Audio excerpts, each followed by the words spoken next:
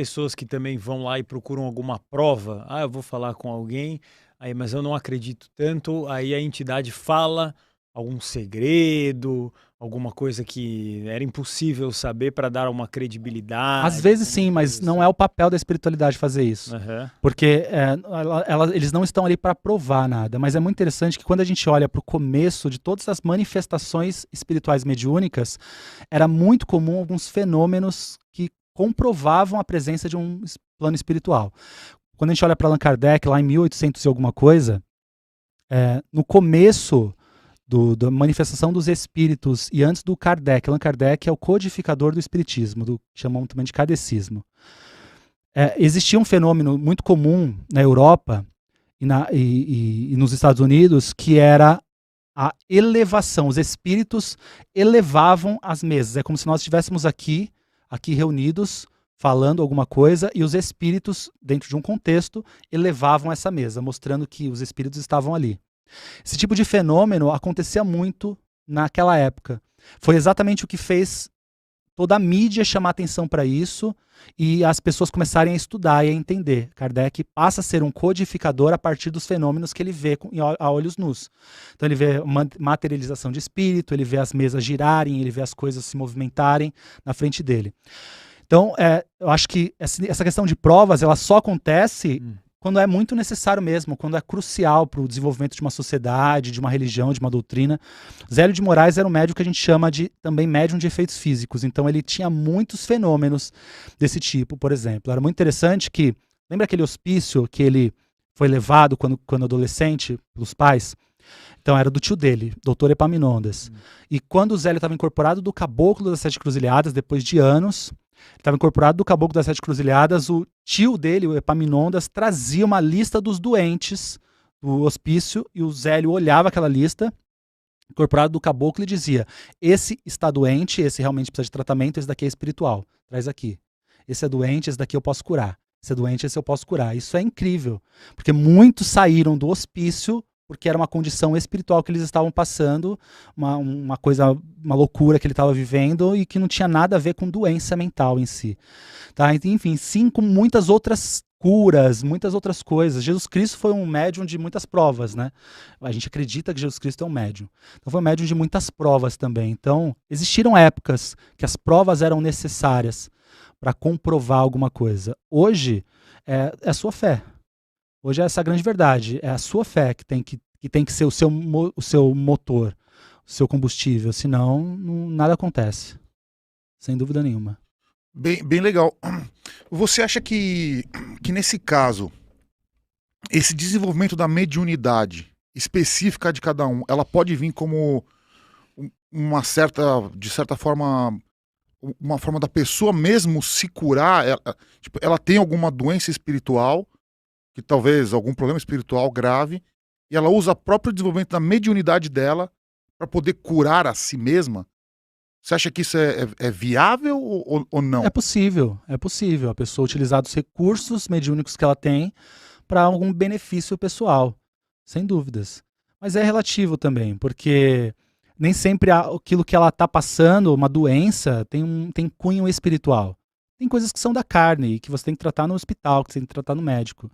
Então, tudo que envolve espiritualidade tem que casar com um cuidado material também. Então, se uma pessoa chega no meu terreiro hoje e fala: olha, eu estou muito doente, eu não fui no médico ainda e eu estou precisando de ajuda, eu vou recomendar essa pessoa: vai no médico e depois você volta aqui. Porque eu preciso saber o que esse médico está falando. Se esse médico não identificar nada, se esse médico não solucionar o seu problema, aí a gente pode levar para esse cunho espiritual. Mas no primeiro instante, primeiro, os cuidados materiais. Porque como você comentou que o Zélio, ele conseguia separar ali Os doentes e os não doentes. Os doentes e os não doentes, né? Então, assim, o não doente, na verdade, estava vivendo um distúrbio espiritual. Exatamente. E que os humanos daqui da Terra encaram como uma doença, sim, doença mental. Sim. Né? Mas assim, então como é que funciona essa borda, né? Esse limiar do que é então uma doença espiritual e do que é uma doença mental, e como que a doença espiritual ela pode ser tratada então nesse caso? Como é que você entende isso? Então, a gente entende que nós trazemos de doenças, de de problemas, de deficiências em nós, é resquício de um débito de vidas anteriores. Então, essa é uma crença que a gente tem. Se você hoje tem um tumor, esse tumor veio para te ensinar alguma coisa para o seu espírito. Não é porque aquela pessoa é azarada. Deus jogou o dado e falou, esse daqui vai sofrer muito. Não, aquela pessoa precisava passar por aquela fase de tratamento, quimioterapia, precisava superar tudo aquilo ou não para passar por essa vida. Ela precisava desse aprendizado. Cada um tem. O indivíduo que nasce sem um pé, ele nasce sem um pé por um propósito. A gente não entende que foi só um defeito do problema da gestação. Entende? É por uma razão, tudo tem um porquê, a gente entende dessa forma. Então a gente, não é muito possível você definir, isso, a não ser médiuns extraordinários como o próprio Zélio de Moraes, Chico Xavier, você definir aquela pessoa, o seu problema é espiritual ou não é espiritual. A gente trata como se fosse espiritual, mas a gente indica cuidar como se fosse médico. Então a gente cuida das duas partes. A gente trata toda doença como se fosse espiritual. Mas a gente sempre indica um acompanhamento médico. Então, na nossa casa, eu lido muito com depressão. Né? E depressão é um problema, uma doença que envolve muitas coisas. Então, envolve a parte emocional, envolve a parte química, fisiológica do corpo também. Então, pode envolver questões espirituais. Quando a gente leva a pessoa para um cuidado nesse aspecto da depressão, a gente está também encaminhando essa pessoa. Você precisa de um diagnóstico de um psiquiatra e você precisa de um diagnóstico de um psicólogo também. Porque é preciso tratar as duas coisas, o que é espiritual e o que é carnal também. É sempre assim. É que o guru, ele sempre comentou comigo que ele gosta de um livro que chama A Doença como Caminho, não é isso? Sim. E aí que cada enfermidade, né, cada doença específica, o guru pode explicar melhor, mas tem uma motivação espiritual, de evolução e de melhora, né, de crescimento e tal. Exatamente. Tem uma coisa que você falou que eu fiquei curioso, que você falou que as possessões, elas não acontecem mais. Possessão. Por quê? Não sei. Como que saiu de moda? Saiu de moda. Não sei dizer. É uma coisa que eu acho que a espiritualidade sabiamente foi modificando a composição mediúnica das pessoas. Porque a possessão era uma coisa que deixava as pessoas muito vulneráveis. Então, eu imagino que no começo existiam muitas possessões. Possessões boas e possessões ruins. O espírito tomava conta da pessoa, tinha todo o controle sobre o corpo dela e ela não tinha mais poder de escolha a partir daquele momento. Depois de 1, 2, 5 horas ela acordava e falava, onde eu tô? O que eu tô fazendo aqui? Hoje em dia isso não acontece mais porque senão eu acho que o mundo também está muito mais maldoso, eu acho que o mundo está muito pior. Espiritualidade, sabiamente, eu acho que vai ajustando os potenciais, as características mediúnicas de acordo com as necessidades do mundo. Hoje, você ser um médium semiconsciente ou consciente exige de você também autoconhecimento, transforma a moral, disciplina, conhecimento sobre aquilo que você está fazendo. Então, se o médium é inconsciente, totalmente ele é possuído por um espírito, ele pode ser um traste, ele pode ser qualquer pessoa, ele pode ser qualquer um, e ele vai ser possuído pelo espírito. Agora, um médium que é consciente, ele tem uma responsabilidade naquela incorporação, de fazer aquela incorporação acontecer, ele precisa estar preparado para receber aquele espírito, porque existe um bloqueio físico dele, fisiológico, mental, que impede. Então, ele precisa ter maturidade, experiência, uma conduta moral, todos os fatores agora influenciam para esse médium incorporar. A mesma coisa de um espírito obsessor. Eu não vou incorporar um obsessor do nada. Eu só vou incorporar um obsessor se eu estiver fazendo coisas ou estiver vibrando na mesma sintonia que aquele obsessor. Então o obsessor não vai eu vou passar na porta de um cemitério, um espírito obsessor vai me pegar e vai me possuir. Isso não pode existir, não existe, porque se eu não estiver vibrando igual aquele espírito não consegue se aproximar de mim. Então a mediunidade consciente e semiconsciente exige das pessoas a responsabilidade delas diante do fato. Então eu acredito que seja por isso. Isso não existe nenhuma teoria, não existe nenhum livro, não existe ninguém que fale. Existem pessoas que afirmam aí fora que são completamente inconscientes. Eu acho muito difícil isso acontecer de fato. Eu acho que às vezes as pessoas falam muito mais. Você não vê isso no seu dia a dia? Não. Milhares de pessoas que já passaram na minha casa ao longo de 12 anos que eu estou à frente do Casa de Lei. E todas as pessoas são conscientes ou semiconscientes. Das mais antigas às mais novas. Você quer completar? Completa. Não, é porque... Eu ia mudar de assunto completamente. Tá, é que eu queria falar um pouco mais das possessões... das incorporações. Aham. Pergunta meio esquisita, tá? Mas aí você pode dizer. Nunca aconteceu de algum médium que você presenciou incorporar uma entidade alienígena? Não. Não, mas eu já vi isso de outras. Eu nunca vi isso na minha casa, Ah, mas eu já vi isso em outros lugares.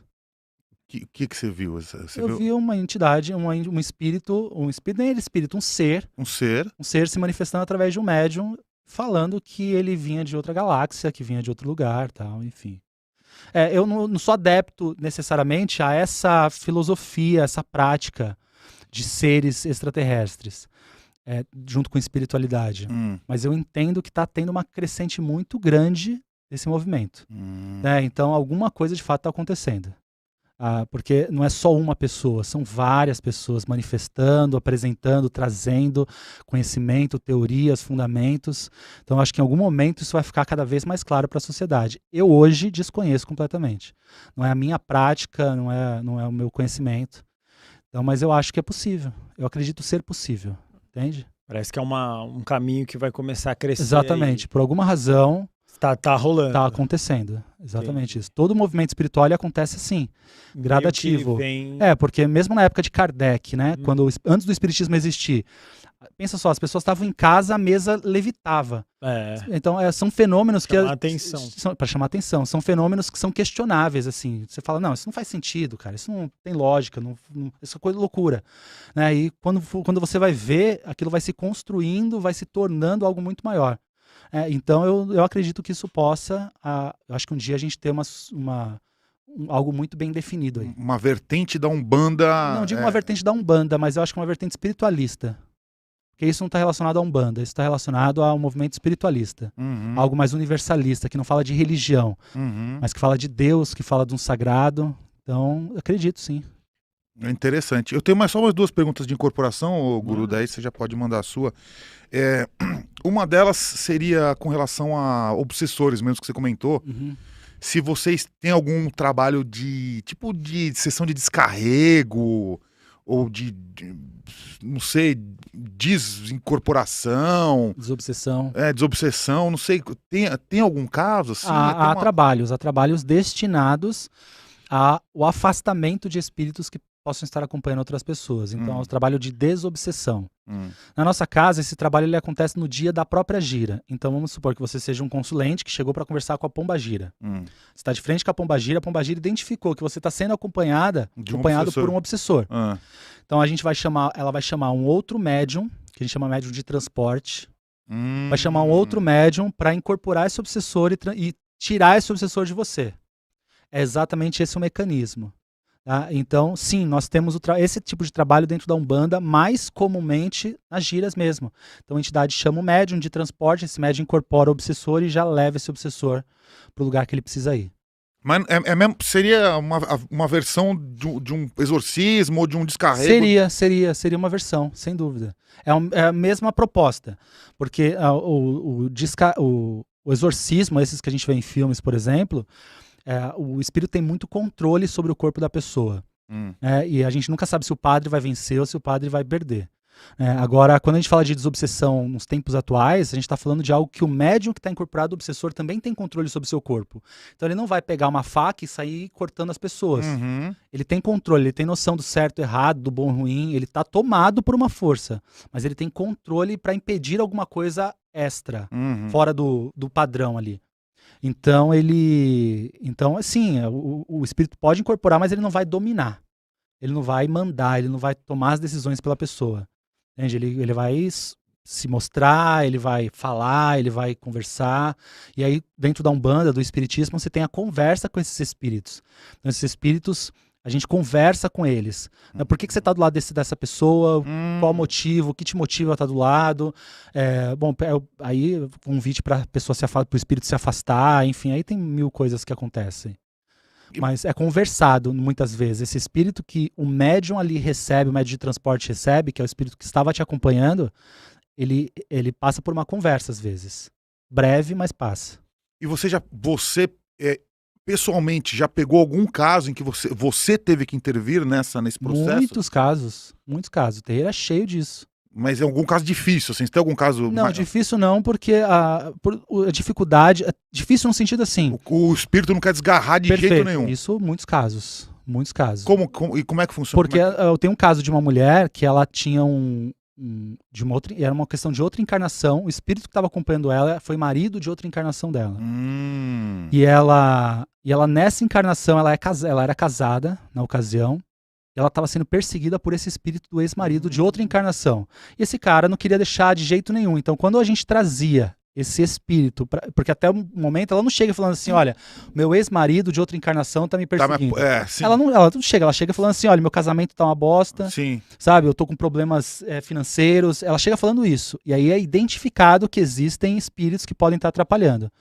E aí esse espírito, na ocasião a gente foi descobrindo, conversando com ele, que ele era o ex-marido dela de outra encarnação e que não queria ver eles juntos de jeito nenhum, e passou meses tratando. Não. Passou meses, esse espírito não deixava ela de jeito nenhum. E a gente ensina várias coisas, porque a pessoa, quando está sendo obsediada, ela precisa aprender a elevar o seu padrão energético. Porque a gente só recebe aquilo que a gente vibra. Então, se um obsessor está do seu lado, é porque você tem brechas suficientes para ele poder entrar. O obsessor não pega qualquer pessoa. Entende? Então, você precisa estar vulnerável àquilo.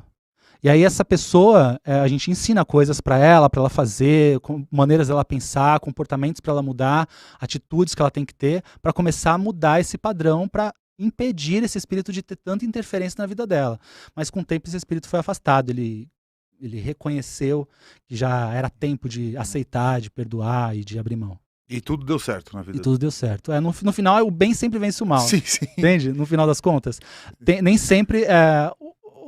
A não ser que a pessoa parasse de ir no meu centro, por exemplo. Se eu parasse de ir no meu centro, o obsessor poderia ficar com ela pro resto da vida. Sim. Tá, mas ela permaneceu num tratamento, sendo cuidada, sendo assistida, e aí naturalmente que a gente foi buscando a solução. Mas, e como é que você conversou com esse espírito do ex-marido dela? Incorporado no médium.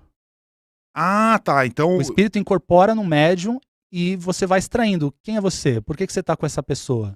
Qual o motivo? Porque às vezes... Não é pela própria pessoa, né? Não é pela própria pessoa, exatamente. Então ficava você, a mulher, exemplo, o médium... o médium de transporte incorporado do marido dela, e a mulher aqui.